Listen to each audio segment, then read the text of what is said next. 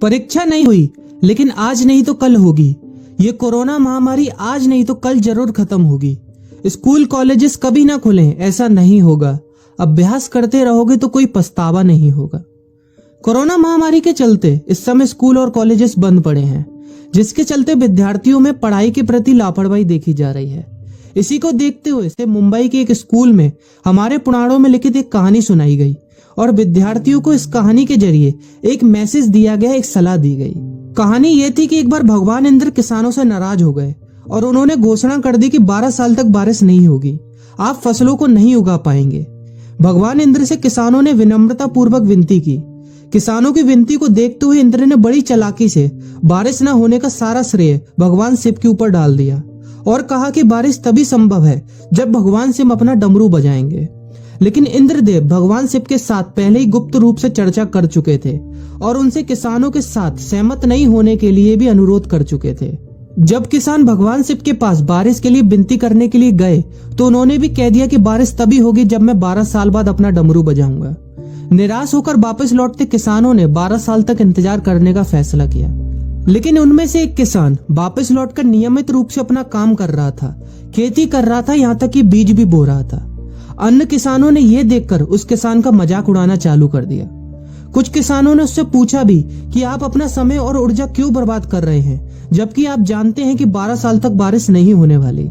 उस किसान ने जवाब दिया कि मुझे पता है कि बारिश के बिना मेरी फसल नहीं आएगी, लेकिन मैं ये सब केवल अभ्यास के रूप में कर रहा हूँ। 12 साल बाद मैं फसलों को उगाने और खेतों में काम करने की प्रतिक्रिया को भूल जाऊंगा। शरीर की काम करने की आदत छूट जाएगी और शरीर आलस का शिकार हो जाएगा। इसलिए मैं अभ्यास करता रहता हूँ कि जब 12 साल बाद बारिश होगी तो मुझे काम करने में मुश्किल नहीं होगी। जब इस किसान की ये बात पार्वती जी को पता चली तो उन्होंने भी चिंतित होकर शिव जी से कहा, आप भी 12 साल बाद डमरू बजाना भूल सकते हैं। यह सुनकर भगवान शिव भी चिंतित हो गए, इसलिए कहीं वो डमरू बजाना भूल तो नहीं गए, इसकी जांच करने की सोची और अपना डमरू उठाकर बजाने की कोशिश करने लगे। कोशिश करते हुए जैसे ही डमरू से आवाज आई वैसी बारिश होने लगी और जो किसान नियमित रूप से अपना काम कर रहा था उस किसान का खेत फसलों से हरा भरा हो गया। लेकिन बाकी सभी बारिश का इंतजार करते किसानों को पछतावा हुआ, क्योंकि उन्होंने अभ्यास करना भी छोड़ दिया था। इसी तरह 2 सप्ताह बाद, 2 महीने बाद या 2 साल बाद लॉकडाउन समाप्त हो जाएगा। कोरोना महामारी भी खत्म हो जाएगी।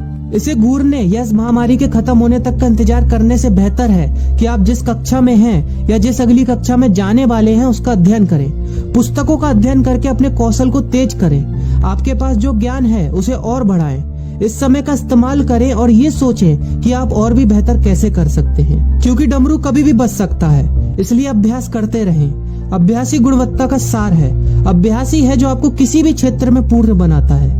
अगर आप अपनी पढ़ाई के प्रति लापरवाही छोड़कर अभ्यास करते रहेंगे तो जब काम करने का समय आएगा, जब भी परीक्षा देने का समय आएगा, तो आप हर चुनौती और अपने हर क्वेश्चन का जवाब देने के लिए तैयार रहेंगे।